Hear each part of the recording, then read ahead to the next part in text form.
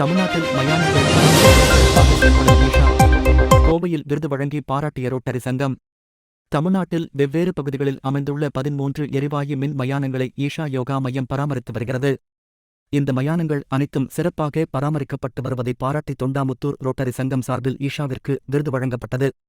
கோவை கலிக்கநாயக்கன் பாளையம் பகுதியில் அமைந்துள்ள நாகினி வித்யாலயா பள்ளியில் நடைபெற்ற விழாவில் தொண்டாமுத்தூர் ரோட்டரி சங்கம் சார்பில் டிடிஎஸ் மணி அவர்களின் நினைவாக இவ்விருது ஈஷாவிற்கு வழங்கப்பட்டது. இவ்விருதினை ஈஷா சார்பில் சுவாமி உன்மதா, சுவாமி சிதாகாஷா மற்றும் சுவாமி கைலாசா ஆகியோர் பெற்றுக்கொண்டனர்.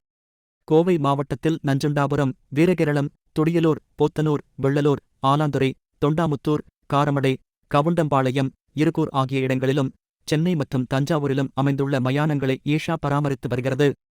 இந்த மயானங்களில் அழகான பூங்காவைப் போன்று பசுமையான சூழலை உருவாக்குவதல், மயானத்தை சுற்றி அடர் மரங்களை நட்டு பராமரித்தல், முறையான நடைபாதை வசதிகளை உருவாக்குதல், சுகாதாரமான முறையில் குளியல் மற்றும் கழிவறைகளை பராமரித்தல் மற்றும் அரசின் உதவியோடு சிறப்பான உள்கட்டமைப்பு வசதிகளை உருவாக்குதல் என பல்வேறு பராமரிப்பு பணிகளில் ஈஷா யோக மையம் ஈடுபட்டு வருகிறது. மேலும் மயானங்களில் பணிபுரியும் பணியாளர்களுக்கு இறந்தவர்களின் உடலை கண்ணியமாக கையாளவும், அந்த இறுக்கமான சூழலில் உரிய முறையில் நடந்து கொள்ளவும் சிறப்பான பயிற்சிகள் வழங்கப்படுகிறது.